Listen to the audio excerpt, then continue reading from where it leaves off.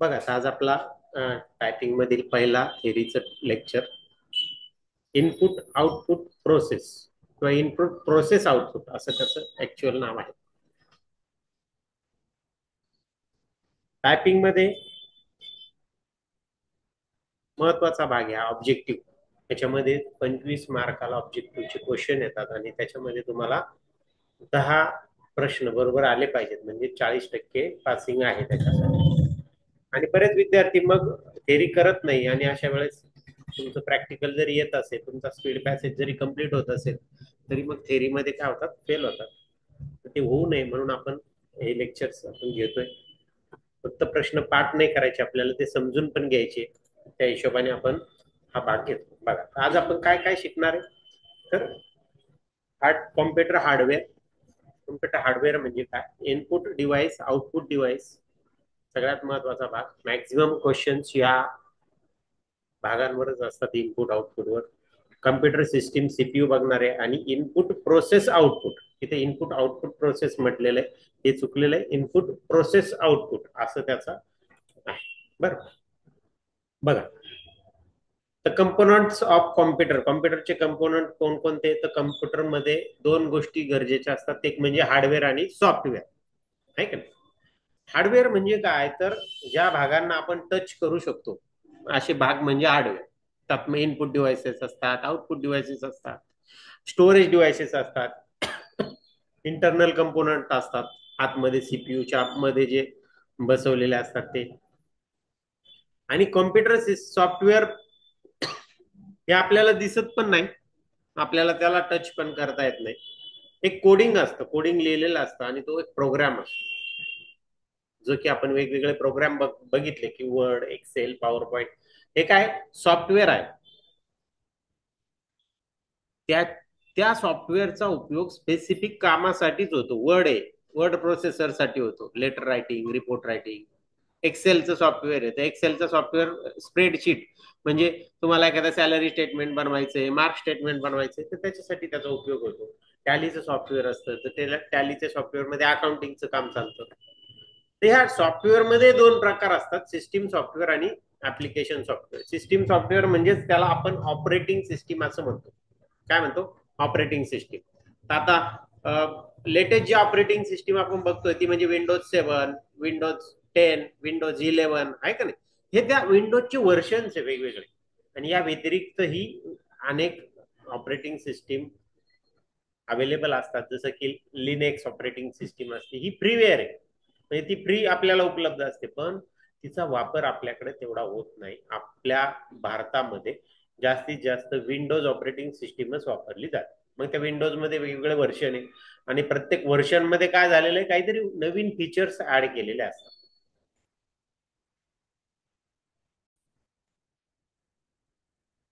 बघा, what is a computer hardware? Computer hardware includes all the physical part of computer that you can see and touch, like the CPU, keyboard and monitor. त्याला तुम्ही बघू पण शकतात आणि त्याला touch पण करू शकतात. त्यालाच काय म्हटलं जातं, हार्डवेअर. जसं की हा माऊस आहे, त्याला आपण टच करू शकतो, बघू शकतो. हा मॉनिटर आहे ना. मग आता यामधले काही भाग इथं तुम्हाला दाखवलेले, जसे की मॉनिटर आहे, कीबोर्ड आहे, बघताय तुम्ही. आता या गोष्टी तुमच्या समोर आहे आता सध्या आणि तुम्ही यांचा वापर करताय. माऊस आहे, सीपीयू. सीपीयू हा बघितलेला नाहीये तुम्ही, तो कॉम्प्युटरच्या आतमध्ये मदरबोर्डवर फिट केलेला असतो. बघा, हा मदरबोर्ड असतो आपल्याकडे, बरोबर. तुम्ही जर कॉम्प्युटर उघडून बघितला, सीपीयूचं जर कव्हर काढलं, तर तुम्हाला हे भाग आतमध्ये दिसतील. रॅम असते, हे पण महत्वाचे भाग असतात. हे प्रोसेसिंग युनिटचे भाग आहे वेगवेगळे, बरोबर. याच्यामध्ये प्रोसेसिंग चालत असतं, बरोबर. ते आपण वापरत नसतो, कॉम्प्युटर स्वतः वापरतो. आपण ज्यावेळेस इनपुट देतो त्यावेळेस तो प्रोसेस करण्यासाठी कुठे नेतो, त्या सीपीयू कडे नेतो, मदरबोर्ड कडे नेतो आणि तिथून प्रोसेस होऊन मग ते आपल्याला आउटपुट मिळत असतं. आता याच्यामध्ये हार्डवेअर वर्सेस सॉफ्टवेअर बघा. हे या ठिकाणी इकडे हार्डवेअर दिसतं आपल्याला, सॉफ्टवेअर आपल्याला दिसत आहे. मग सॉफ्टवेअर मध्ये बघा, थोडक्यात गुगल क्रोम आहे ना, वर्ड आहे, विंडोज आहे. तर ह्या सॉफ्टवेअर मध्ये पण आपण बघितलं की ऑपरेटिंग सिस्टीम, सिस्टीम सॉफ्टवेअर आणि ऍप्लिकेशन सॉफ्टवेअर. ऍप्लिकेशन सॉफ्टवेअर एका विशिष्ट कामासाठी आणि ऍप्लिकेशन चालवण्यासाठी सिस्टीम सॉफ्टवेअर आपल्याला लागतं. कॉम्प्युटर जोपर्यंत स्टार्ट होत नाही, बूट होत नाही, तो बूट कुठं होतो, तो त्या ऑपरेटिंग सिस्टीम मध्ये होतो. बरं, त्यानंतर आणखी काही भाग आहे याच्यामध्ये बघा. Input devices. इनपुट डिव्हायसेस म्हणजे काय? जे डिव्हायसेस कॉम्प्युटरला माहिती प्रोव्हाइड करतात, इनपुट करतात, देतात. त्याच्यामध्ये पहिला सगळ्यात महत्वाचा म्हणजे कीबोर्ड, जो तुम्ही दररोज वापरताय. टच स्क्रीन आहे का? हा मोबाईल सुद्धा एक काय आहे? कॉम्प्युटरच आहे, कॉम्प्युटरचाच प्रकार आहे. पण हा हँडहेल्ड कॉम्प्युटर आहे. आपण टाईप ऑफ कॉम्प्युटर बघणार त्यावेळेस आपण बघणार का कॉम्प्युटरचे प्रकार कोणते. त्याच्यामध्ये पर्सनल कॉम्प्युटरमध्ये वेगवेगळ्या प्रकारामध्ये हा एक मोडतो. हा कसा चालतो? टच स्क्रीनवर चालतो. मग टच स्क्रीन सुद्धा तुमचा काय इनपुट देणारं युनिट आहे. स्कॅनर माहिती आहे? स्कॅनर तुम्हाला आता बरेच काय झालं, मोबाईल आल्यामुळे स्कॅनरचा वापर थोडासा कमी झाला. फोटो स्कॅन करायचे, काही इमेजेस स्कॅन करायचे आहेत वेगवेगळ्या, त्यासाठी त्या स्कॅनरचा उपयोग होतो. आता काय होतं, कॉम्प्युटरवर स्कॅनर आलेला आहे. मग कॉम्प्युटर थ्रू आपण तो डाटा काय करतो, कॉम्प्युटरकडे पाठवत असतो, म्हणजे मोबाईल थ्रू. बरोबर, मोबाईलवर स्कॅनर आल्यामुळे काय झालं, आपल्या स्कॅनरचा उपयोग थोडासा कमी झाला. पण ऑफिसेसमध्ये स्कॅनर हा वापरलाच जातो. समजा बँक आहे, बँकांमध्ये तुम्हाला फोटो आणि साईन दिलेली असते तुमची, ती स्कॅन होते आणि मग ती स्कॅन होऊन तुमच्या त्या अकाउंट्सला ती टाकली जाते. ज्यावेळेस तुम्ही पैसे काढता किंवा डिपॉझिट करता किंवा काढता, त्यावेळेस ती साईन व्हेरिफिकेशन होतं, फोटो व्हेरिफिकेशन होतं. बरोबर. माऊस, तुम्ही म्हणाला माऊसद्वारे आपण काय देतो माहिती? आपण त्याला कमांड देतो ना, आहे का? माऊसचा मूळ उद्देश काय आहे? तर कमांड देणं, आहे का? फाईल ओपन करणं, फाईल सेव्ह करणं, ह्या कमांड दिल्या. हे सुद्धा एक प्रकारचं इनपुट आहे. मायक्रोफोन बघितला का? हा मायक्रोफोन कधी तुम्ही कुठं बघितला बरं? ठीक आहे. वेब कॅमेरा, वेब कॅमेऱ्याद्वारे सुद्धा आपण इनपुट देत असतो, त्याच्यात सुद्धा मायक्रोफोन इन्क्लूड असतो. बरोबर. त्यानंतर बघा आउटपुट डिव्हायसेस. आउटपुट डिव्हायसेस मध्ये मेनली मॉनिटर, सगळ्यांच्या समोर असतो हा प्रिंटर. हे दोन युनिट तर तुम्हाला माहित असतात. त्यानंतर असतो स्पीकर. हा कोणता आउटपुट देतो? बघा, मॉनिटरवर आपल्याला आपण जे टाईप करतो ते दिसत असतं, त्याच्यापासून मिळणार आउटपुट आपल्याला दिसत असतं. प्रिंटरवर आपल्याला जर तेच आउटपुट मॉनिटरवर दिसणार कागदावर घ्यायचं असेल तर प्रिंटरचा उपयोग होतो. आणि स्पीकर, याच्यावर आपल्याला ऑडिओ आउटपुट मिळतं, आवाज येतो, आहे का? हेडफोन, हेडफोनवर सुद्धा आपल्याला आवाज येतो, इथं मोठ्याने तर इथं आपल्या पुरता फक्त. मग आता ह्याच्यातले काही कॉमन युनिट्स आपण बघणार आहे त्याची डिटेलमध्ये. Input units, input devices allow user to interact with computer by entering data or commands.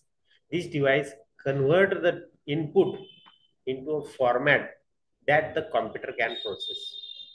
हे डिव्हाइस काय करतात तर कॉम्प्युटरमध्ये आपण जो डाटा इनपुट करतोय तो कॉम्प्युटरच्या भाषेमध्ये कन्वर्ट करून कॉम्प्युटरला देतात. कॉम्प्युटरला आपला डायरेक्टली ए बी सी असं समजत नाही, त्याची लँग्वेज वेगळी असते. त्या लँग्वेजला मशीन लँग्वेज असं म्हटलं जातं.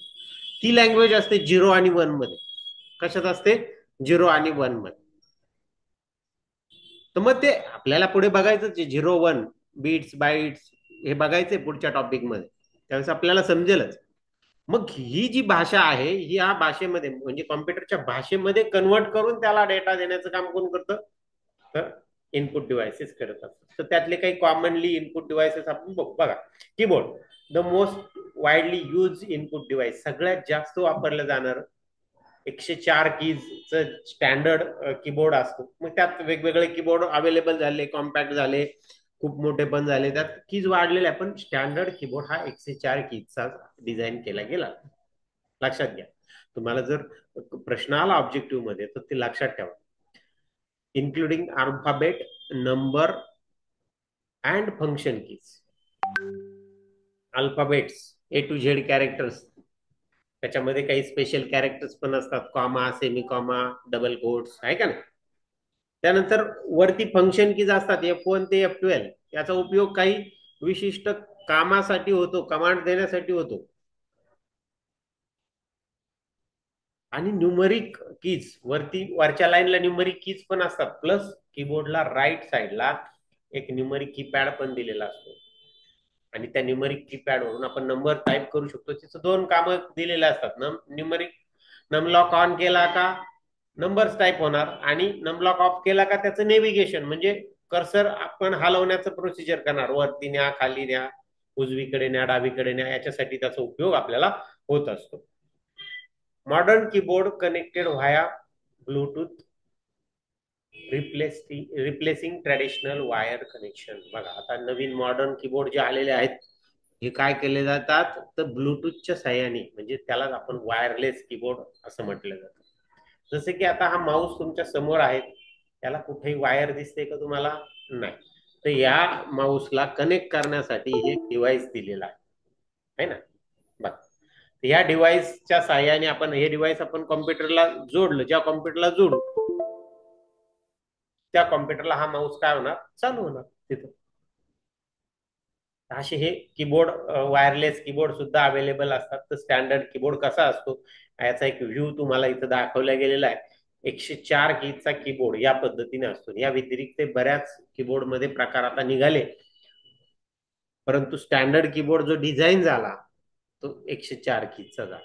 पुढे आहे mouse, a pointing device that control the cursor on screen. स्क्रीनवरचा कर्सर कंट्रोल करण्यासाठी याचा उपयोग होतो. याला लेफ्ट, राईट आणि मिडल, त्यालाच आपण स्क्रोल बार म्हणतो, मिडल, असे 3 बटन्स आपल्याला उपलब्ध असतात. लेफ्ट बटन जनरली सिलेक्शन साठी, राईट बटन जनरली कमांड साठी आणि स्क्रोलचं बटन स्क्रीन खाली वर घेण्यासाठी याचा उपयोग होतो. The sensor inside the mouse detects it's movement speed, adjust the cursor accordingly. त्याच्यामध्ये जो सेन्सर असतो खाली इथं, इथे लाईट लागत असते माऊस मध्ये, तो सेन्सर तुमचा त्या माऊसचा कंट्रोल कर्सर जो आहे तो काय करत असतो? कंट्रोल करत असतो. आपण जसा माऊस फिरवतो तसं तो स्क्रीनवर काय होत असतो? फिरत असतो. बघ, या पद्धतीने वायर चा माऊस आपल्याला दिलेला आहे. असं एक युएसबी कनेक्शन असतं आणि ते कनेक्शन आपण आपल्या कॉम्प्युटरला केलं की हा माऊस काय होतो? सुरू होतो. बऱ्याच वेळा बघा माऊस चालत नाही, कीबोर्ड चालत नाही. का चालत नाही? तर तो सुरू होतो म्हणजे कसा सुरू होतो? तो ऍक्च्युली प्लग अँड प्ले आहे म्हणून तो सुरू होतो. म्हणजे तो लावला का ऑटोमॅटिकली आपला जो विंडोज ऑपरेटिंग सिस्टीम आहे ना, विंडोज ऑपरेटिंग सिस्टीम, ह्या विंडोज ऑपरेटिंग सिस्टीमकडे त्याच्या चालण्यासाठीचे ड्रायव्हर्स उपलब्ध असतात, ठेवलेले असतात. एखादा एकदम वेगळा प्रकारचा माऊस जर तुम्ही आणला तर तो चालणार नाही. त्याला वेगळी त्याच्याबरोबर, पूर्वी काय व्हायचं, माऊस चालायचं जर असेल किंवा कीबोर्ड चालवायचा असेल तर त्याच्याबरोबर सीडी यायची आणि ती सीडी टाकून त्याचे ड्रायव्हर्स म्हणजे कॉम्प्युटर माऊस किंवा कीबोर्ड चालण्यासाठी ज्या काही इन्स्ट्रक्शन आहे, जे प्रोग्राम्स आहेत ते इन्स्टॉल केले जायचे, मग ते कीबोर्ड माऊस काय व्हायचे तिथं चालायचे. बरोबर. पण आता काय झालंय, मॅक्झिमम कीबोर्ड माऊसचे ऍप्लिकेशन ह्या विंडोज ऑपरेटिंग सिस्टीमच्या आतमध्येच ठेवलेले. माऊस जोडला का त्याचे तो सर्च करून घेतो ना ऑटोमॅटिकली ते. बघा, थोडा वेळ माऊस चालत नाही लावल्या लावल्या. तुम्ही जर बघितलं असेल, माऊस कीबोर्ड जर नवीन न्या तुम्ही कोणत्या कॉम्प्युटरला जोडा, तो लगेच सुरू होत नाही. काहीतरी मेसेज येतो टास्कबारवर आणि मग त्याच्यानंतर तो सुरू होतो. तो काय करतो? ऑटो डिटेक्ट करतो. डिटेक्ट करून त्याचे ड्रायव्हर्स, त्याच्याशी रिलेटेड ज्या प्रोग्राम्स आहेत ते इन्स्टॉल करतो आणि इन्स्टॉल करून मग तो सुरू होतो. त्याला plug and play he facility म्हटल्या जाते. पुढे आहे बघा स्कॅनर. बघा, या प्रकारचे स्कॅनर्स उपलब्ध असतात. Scan documents, image and other media, converting them into digital format for editing or processing, similar to Xerox machine. Xerox machine सारखंच आपलं असतं बघा. हा एक फ्लॅट बेड स्कॅनर आहे या साईडला. याच्यावर जनरली इमेजेस वगैरे, याच्यावर अशा उलट्या इमेजेस ठेवायच्या आणि मग स्कॅन म्हणायचं. त्या इमेजेस स्कॅन होऊन आपल्या कॉम्प्युटरमध्ये काय होतात? डायरेक्टली ट्रान्सफर होतात. असं एक फॅक्स सारखं मशीन असतं हे पण. याच्यात काय होतं, एक एक पेज आपल्याला टाकावं लागतं फ्लॅट बेड मध्ये, बरोबर. या स्कॅनर मध्ये एक 10 पानं टाकून दिले का तो ऑटोमॅटिकली एक एक एक एक पान ओढत राहणार आणि ते काय करणार? स्कॅन करणार सगळं.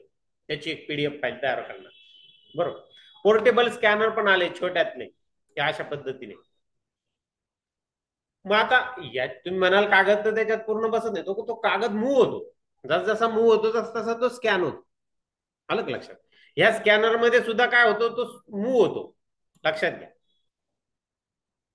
आणि हे फ्लॅट बेड असतात, त्याच्यात मूव्ह होत नाही, तो कागद स्थिर असतो. आणि त्या ग्लासवर जेवढा सरफेस, म्हणजे A4 साईजचा जनरली स्कॅनर असतो, A4 किंवा लिगल साईजचा, तेवढंच तेवढंच पेज तिथं स्कॅन होणार. समजा A4 चा स्कॅनर आहे आणि तुम्ही लिगलचं पेज जर स्कॅन करण्याचा प्रयत्न केला तर स्कॅन करता येणार नाही या फ्लॅट बेडमध्ये. पण इथं ह्या पोर्टेबल स्कॅनर मध्ये आपल्याला स्कॅन करता येईल, कारण की तो मूव्ह होतो ना कागद, त्याच्यामुळे तिथं स्कॅन करता येईल आपल्याला. आणि एक ऑल इन वन म्हणून ऑप्शन असतो, याचा उपयोग काय होतो, प्रिंटर पण असतो तो, प्लस स्कॅनर पण असतो. बरोबर, त्याच्यामधून स्कॅन पण होतं आणि प्रिंट पण होतं. आता तुम्ही बऱ्याच ठिकाणी झेरॉक्स सेंटरवर असे झेरॉक्स मशीन दिसतात आपल्याला, ते कॉम्प्युटरला पण कनेक्ट होतात, त्याच्यातून स्कॅन पण होतं. बस झेरॉक्स मशीन म्हणजे काय, तर तो स्कॅन करतो आणि मग त्याची प्रिंट काढत असतो. लक्षात लगेच. हे त्या याचा उपयोग, स्कॅनर मधून सुद्धा आपल्याला स्कॅन करून आपल्याला प्रिंट त्याची काढता येऊ शकते. तर अशा पद्धतीने दोन प्रकारचे महत्वाचे स्कॅनर असतात, फ्लॅट बेड आणि पोर्टेबल स्कॅनर. आणि तिसरा म्हणजे ऑल इन वन स्कॅनर. जास्तीत जास्त प्रश्न ह्या फ्लॅट बेड आणि पोर्टेबल स्कॅनरवर तुम्हाला ऑब्जेक्टिव्ह मध्ये येतात. एखादा तरी प्रश्न तुमचा येणारच. बघ पुढे trackball. The trackball mouse is a pointing device used to control the cursor on computer screen. Instead of moving the whole mouse, the user moves the ball to control point. बघा, हा माऊस आपल्याला, ज्यावेळेस Mouse आपल्याला फिरवायचा आहे, Mouse pointer आपल्याला एका टोकापासून दुसऱ्या टोकापर्यंत स्क्रीनच्या न्यायचा आहे, तर मला माझ्या हाताने तो माऊस फिरवावा लागतो. तर त्याच्याऐवजी याला एक ट्रॅक बॉल दिलेला असतो. बघा तुम्हाला दाखवतो, हे बघा या पद्धतीने तो ट्रॅक बॉल फिरवला, माऊस एकच जागी होता, त्या बॉलला फिरवायचं का माऊसचा कर्सर तुमचा त्या पाहिजे त्या पोझिशनला तुम्ही नेऊ शकता बोटाने, माऊस न हलवता. तर Mouse body stay is in one place, making it useful for limited desk space. जिथं डेस्क स्पेसच नाहीये, जागा नाहीये फिरवण्यासाठी, अशा ठिकाणी याचा उपयोग होतो जास्त करून. ठीक आहे, समजलं मग ट्रॅक बॉल. आता हा तर काय प्रकार तुम्ही जास्त बघितलेला नसतो. बरोबर. पुढे आहे light pen. The light pen is an input device use to point, draw or select object directly on the computer screen. बघ त्या पद्धतीचा लाईट पेन असतो. बऱ्याच वेळेस आता काय झालं, ऑनलाईन लेक्चर्स झाले आहे का, स्मार्ट बोर्ड आले शाळा कॉलेजेसमध्ये, आणि मग त्या स्मार्ट बोर्ड म्हणजे काय, स्क्रीन असंच असणार आहे डिजिटल, आणि त्याच्यावर मला इथे लिहायचंय, तर मी तो लिहिणार कशाने, तर ह्या लाईट पेन. ठीक आहे, म्हणजे तिथून कमांडचं सिलेक्शन करता येऊ शकतं, हे ऑब्जेक्ट ड्रॉ करता येऊ शकतात. तेच मी माऊसने इथं जर ड्रॉ करणार, आता इथं मला ए टाईप करायचं, बघा माऊसने ए टाईप करायचं आहे, तर मला थोडंसं अवघड जात. बरोबर आहे का नाही? ह्याऐवजी मी ह्या लाईट पेनचा उपयोग करून ड्रॉ करू शकतो. जसं आपण पेन पकडतो, पेनने आपण इझिली ए ड्रॉ करू शकतो का नाही, तसं माऊसने करता येईल का तुम्हाला, नाही करता. बरोबर, त्याच्यासाठी हे लाईट पेन डिव्हायसेस आलेले असतात मार्केटमध्ये. पुढे आहे हेडफोन. कन्वर्ट साऊंड, नाही हेडफोन नाही, मायक्रोफोन. काय बरं, हा हेडफोन आहे का मायक्रोफोन आहे, नक्की काय, हेडफोन आहे का मायक्रोफोन? हेडफोन पण आहे. हेडफोन आहे का नाही, बघा. बरं, मग तुम्ही म्हणाल मग याला मायक्रोफोन का म्हटलं, हा जो पुढे जो दिलेला आहे हा मायक्रोफोन, हा जो आहे हा हेडफोन आहे. लक्षात घ्या, हा मायक्रोफोन काय करतो, तर आपल्या कमांड्स, म्हणजे कोणत्या commands, convert sound into electronic signal, it capture voice input for speech recognition and voice command on the computer. बरोबर, स्पीच रिकग्नेशन आणि व्हॉइस कमांड्स देण्यासाठी कोणाचा उपयोग होतो, या मायक्रोफोनचा उपयोग होतो. बघा आता तुम्ही व्हॉट्सअपवर चॅट करताना टाईप करण्याच्या भानगडीत पडत नाही, मायक्रोफोनला क्लिक करतात आणि बोलतात, ते तसं टाईप होतं, होतं का नाही टाईप. त्याच्यासाठी ह्या मायक्रोफोनचा उपयोग कॉम्प्युटरमध्ये होत असतो. बरोबर. आणि हेडफोन काय, तर गाणे ऐकण्यासाठी, आवाज ऐकण्यासाठी याचा उपयोग होतो. म्हणजे ह्या हेडफोन मध्ये दोन डिव्हायसेस आहे, इनपुट पण आहे आणि आउटपुट पण आहे, लक्षात घ्या. मायक्रोफोन इनपुट देतं आणि हेडफोन आउटपुट देतात, बरोबर आहे का नाही? समजलं? चला पुढे. OCR, optical character reader. OCR is a technology that read text from printed document, books, receipts, forms, or images and converted into a digital editable format. OCR बघा, तुम्हाला बऱ्याच वेळेस 2-3 तरी शॉर्ट फॉर्म, लॉंग फॉर्म करायचे असतात तुम्हाला लिहायचे. हा एक OCR, ऑप्टिकल कॅरेक्टर रीडर आहे ना. याचा लॉंग फॉर्म काय आहे? OCR चा ऑप्टिकल कॅरेक्टर रीडर. तर तो काय करतो? टेक्स्ट ही रीड करतो आणि त्याचं एडिटेबल फॉर्मॅटमध्ये कन्व्हर्शन करतो. तर तुम्हाला सोपं उदाहरण जर बघायचं असेल ना, तर बघा काय बरे, आहे का तुमच्या मोबाईलमध्ये एक गुगल लेन्स आहे, माहिती आहे तुम्हाला? हा, या गुगल लेन्सच्या साहाय्याने तुम्ही कोणतीही टेक्स्ट, जी प्रिंटेड टेक्स्ट आहे, ती फोटो काढून ती तुम्ही घेऊ शकतात आणि तिला लगेच कन्वर्ट करू शकतात एडिटेबल टेक्स्ट मध्ये. कधी कधी थोड्याशा, आता तिथं खूप चांगल्या याच्यात क्वालिटीमध्ये नसेल तर थोड्या चुका येतात त्याच्यामध्ये, पण तुम्ही चांगल्या क्वालिटीचं जर स्कॅन करून कॅप्चर केलं तर जशी ती प्रिंटेड आहे तशी तुम्हाला एडिटेबल फॉर्मॅटमध्ये मिळते. आलं लक्षात? पुढे आहे बार कोड रीडर. भरपूर वापर करता आता सध्या बारकोडचा. पण हे जे बारकोड रीडर आहे ना, हा बारकोड रीडर कॉम्प्युटरला जोडलेला असतो. मॅक्झिमम मॉलमध्ये ज्या ठिकाणी तुम्ही काही पर्चेसिंग करतात त्या ठिकाणी या बारकोड रीडरचा उपयोग होतो. त्या प्रॉडक्टवर त्या प्रॉडक्टचं नाव, नंबर तो प्रिंट करून लावलेला असतो आणि तो पटपट एंट्री करत बसण्यापेक्षा ते फक्त बारकोड त्याच्यावर दाखवतात. त्याच्याशी रिलेटेड जो डाटा आहे तो कॉम्प्युटरमध्ये ऑटोमॅटिकली घेतला जातो. मग काय काय, त्याचं नाव, प्रॉडक्टचं नाव, त्याची प्राइस, हे सगळ्या गोष्टी ऑटोमॅटिकली कॉम्प्युटरमध्ये काय होतात, ह्या बारकोडच्या सहाय्याने मिळवल्या जातात. बरोबर. तर असा हा बारकोड स्कॅनर हा मॅक्झिमम मॉलमध्ये, एखाद्या दुकानात, बऱ्याचशा दुकानांमध्ये उपलब्ध असतो, ज्याचा उपयोग करून तुम्ही काय करू, ते तिथले जे डेटा एंट्री ऑपरेटर असतात, म्हणजे थोडक्यात काय होतं, तिथं पटपट तुम्हाला बिलं बनवायचे असतात का नाही? टाईप करत बसले तर टाइम लागेल ना, कस्टमरची लाईन लागेल तिथं. त्याची पटपट स्कॅन, प्रॉडक्ट घेतला, स्कॅन केला, ठेवला, स्कॅन केला, ठेवला. एंट्री करायची गरज नाही, फक्त ते क्वांटिटी टाकतात. तुम्ही किती क्वांटिटी घेतली तेवढंच टाकतात. बाकीची कोणती एंट्री त्यांना करावी लागत नाही, कारण की ती सेव्ह करून ठेवलेली त्या बारकोड मध्ये. ठीक आहे. Barcode reader is device that scan barcode, print on product or convert the barcode symbol into digital data. Digital डेटामध्ये त्याचं कन्व्हर्शन केलं जातं. The scan data is then send to a computer or billing system for processing. Billing सिस्टीमला ती पाठवले जातात. ठीक आहे. पुढे बघा, आता पुढे बघायचे आता आपल्याला आउटपुट डिव्हाइसेस. इनपुट डिव्हाइसेस बघितले आपण. स्टँडर्ड इनपुट डिव्हाइस तर तुम्हाला माहिती आहे, कीबोर्ड आणि माऊस. त्या व्यतिरिक्त पण इनपुट डिव्हाइसेस असतात, हे आपण बघितलं आहे का नाही? Output devices display the result of task given to the computer in human readable format. Let's discuss some common output devices. बघ, काही उदाहरणं आहेत तुमचे आउटपुट डिव्हाइसेसची. इथं मॉनिटर आहे, CRT मॉनिटर आहे ना, TFT मॉनिटर. बघितले के मॉनिटर कधी बघितले? CRT monitor, TFT monitor. CRT means cathode ray tube, याचं पण एक उदाहरण आहे. बरोबर.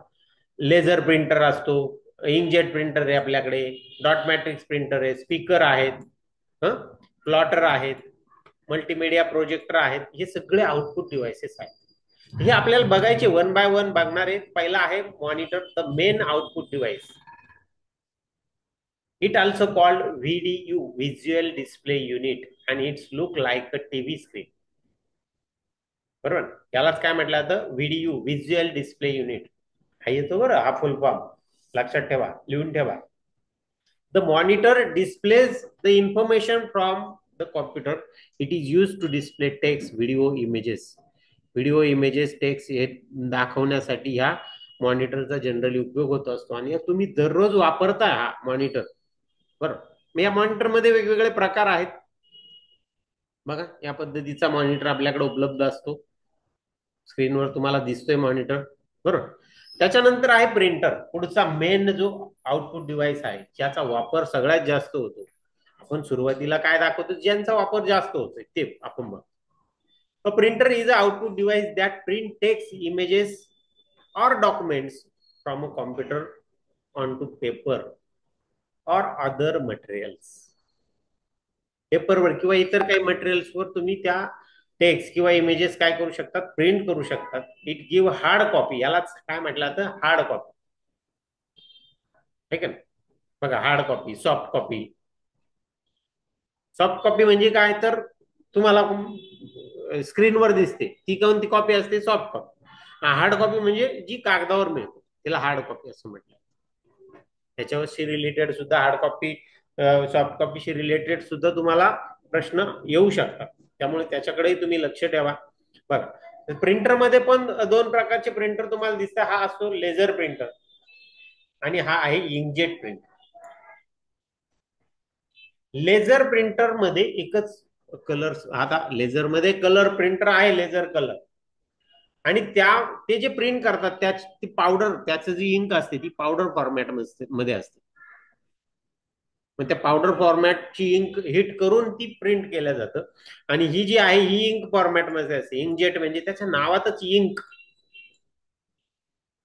4 कलर्स त्याला प्रोव्हाइड केलेले असतात. आणि त्या चार कलर जे बेस कलर्स असतात,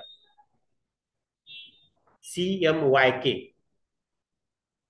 बरोबर, हे 4 कलर याला प्रोव्हाइड केलेले असतात. त्यातून तो वेगवेगळ्या कलर्स बनवून मिक्सिंग करून आपलं चित्र बनवत असतो. तुम्ही म्हणाल की 4च कलर मध्ये थोडी चित्र असते वेगळं, पण जे बेस कलर आहे त्याच्यापासून बाकीचे कलर बनतात, या 4 कलर आहे ना. त्या इंक त्याला दिलेल्या असतात आणि त्या इंकजेट प्रिंटरच्या द्वारे आपण काय करू शकतो, तर आपल्या कलर प्रिंट आपण त्याच्यावर घेऊ शकतो. बरं, पुढे आहे plotter. It is similar to printer but plotter are large. मोठा आहे बघा, आहे का.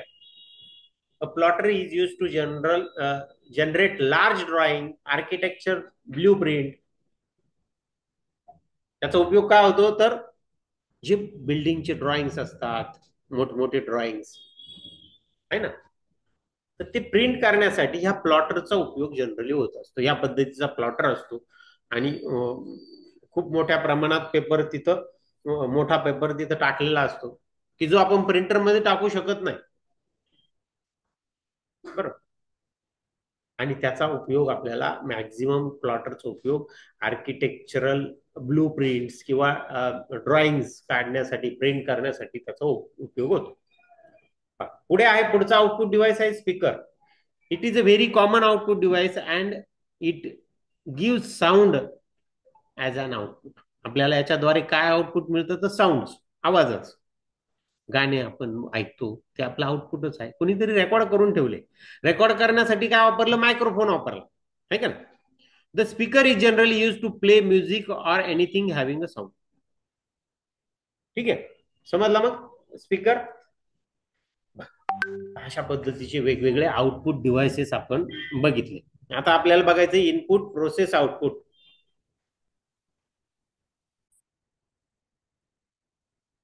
आपण बघितले इनपुट डिव्हाइस, बघितले आउटपुट डिव्हाइस बघितले.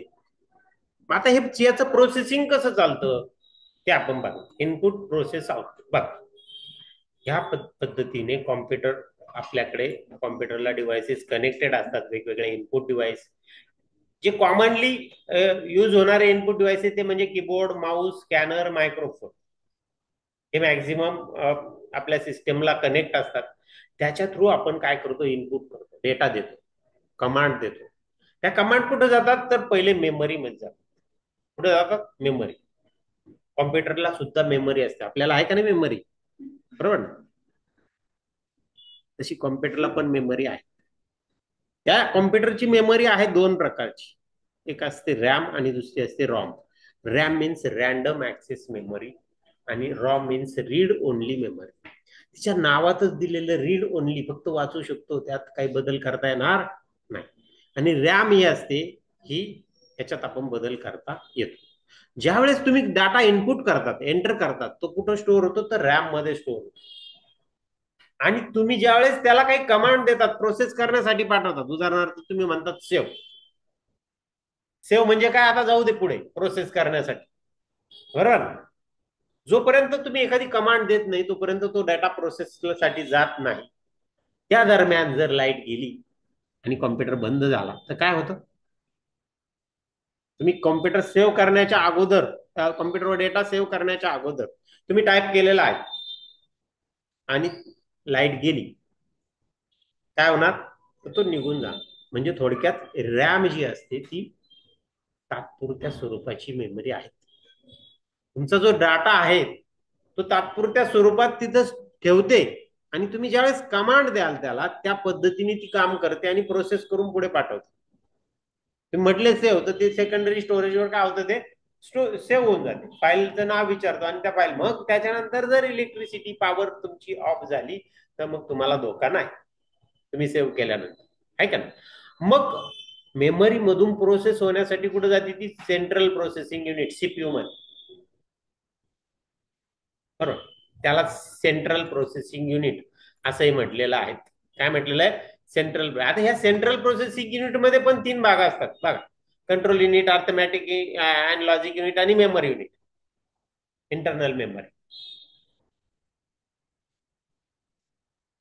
कंट्रोल युनिट, तुम्ही जो डाटा टाईप करताय, घेताय, ते कंट्रोल करण्याचं काम. Arithmetic and logic unit, mathematical calculation असतील तर या अर्थमॅटिक अँड लॉजिकल युनिट मध्ये ते केले जातात. आणि इंटरनल मेमरीमध्ये हा डाटा स्टोअर असतो, जसं की रॅम मध्ये.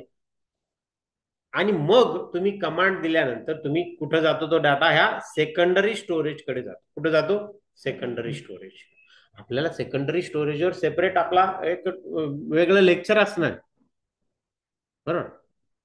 सेकंडरी स्टोरेज, मग त्याच्यामध्ये वेगवेगळे सेकंडरी स्टोरेज येतात, जसे की हार्ड डिस्क, पेन ड्राईव्ह, आहे का नाही, फ्लॉपी डिस्क. तर या प्रकारच्या डिव्हायसेस, इलेक्ट्रॉनिक डिव्हायसेसवर डेटा काय होतो, सेकंडरी स्टोरेजवर डेटा काय होतो, स्टोअर होतो. आणि तो कायमस्वरूपी मग तिथं राहतो, हे लक्षात घ्या. पण मेमरी मधला डेटा कायमस्वरूपी राहत नाही. आता तिची रॉम असते ना, रीड ओनली मेमरी, ही कायमस्वरूपी आहे, परंतु तिच्यात आपल्याला काही लिहिता येत नाही. ती कोणाची मेमरी, कॉम्प्युटरची. कॉम्प्युटरच्या ज्या महत्वाच्या इन्स्ट्रक्शन आहेत त्या त्याच्यामध्ये स्टोअर असतात, जसं की कॉम्प्युटर सुरू करण्याची प्रोसेस, बरोबर. एखादा डिव्हाइस अटॅच झालं तर त्याचं ऑटोमॅटिकली त्याचे ड्रायव्हर इन्स्टॉल करण्याची प्रोसेस, डेट अँड टाइमची प्रोसेस, या सगळ्या प्रोसेस त्या रॉम मध्ये स्टोअर असतात, त्यात आपल्याला बदल करता येत नाही, बरोबर. त्यात बदल केला तर तुम्ही काही पण कॉम्प्युटरला कमांड देऊन ठेवाल, तो काहीतरी वेगळंच विचित्र काम करेल, करेल का नाही, समजलं. तर अशा पद्धतीचा ही प्रोसेसिंग आपल्या कॉम्प्युटरमध्ये होत असते. ALU, ALU means arithmetic and logic unit, याचा सुद्धा फुल फॉर्म तुम्हाला बऱ्याच वेळेस येतो. रॅम रॉमचा सुद्धा बऱ्याच वेळेस येतो. RAM means random access memory, ROM means read only memory. आलं लक्षात. हे फुल फॉर्म लिहून ठेवायचे, पाठ करायचे. आता एकदा प्रोसेस झाली तर सीपीयू मध्ये, सीपीयू मध्ये प्रोसेस झाली का कुठं जाते, मग आउटपुट डिव्हाइस कडे तो डाटा पाठवला जातो, जसं की मॉनिटरवर जातो, प्रिंटरवर पाठवला जातो, स्पीकर म्हणजे तो जर आवाजाच्या स्वरूपात असेल तर स्पीकरवर पाठवला जातो, बरं. मॉनिटर सारखाच प्रोजेक्टर असतो, त्या प्रोजेक्टर कडे पण डाटा पाठवला जातो. तो कशासाठी, तर आपल्या युजरला बघण्यासाठी, दिसण्यासाठी काय प्रोसेस झाली, बरोबर आहे का नाही. तर या पद्धतीने हे काम, इनपुट प्रोसेस, बघा हे इनपुट, इथं प्रोसेस होतं सीपीयू मध्ये, आणि मग आपल्याला काय मिळतं, आउटपुट मिळतं. ही खरी स्टेप, इनपुट प्रोसेस आउटपुट. याच्यावर पण प्रश्न असतो की तुमची प्रोसेस कशी, कोणती असते, मेन इनपुट प्रोसेस आउटपुट. ठीक आहे, हा आजचा आपला टॉपिक होता, इनपुट प्रोसेस आउटपुट. त्याच्यासाठी आपल्याला इनपुट डिव्हाइस बघावे लागले. आउटपुट डिव्हाइस बघावे लागले. इनपुट डिव्हाइस काय काम करतात ते बघितलं. आउटपुट डिव्हाइस काय काम करतात, कोणता डिव्हाइस काय काम करतो यावर आपण बघितलं. आणि मग प्रोसेसिंग आपल्या सीपीयू मध्ये कशी चालते त्याच्याबद्दल पण आपण माहिती घेतली. मग आजच्या भागात आपण इनपुट डिव्हाइस, आउटपुट डिव्हाइस आणि प्रोसेसिंग डिव्हाइस याच्याबद्दलची माहिती आपण बघितली. ठीक आहे, आज आपण या ठिकाणी थांबतोय.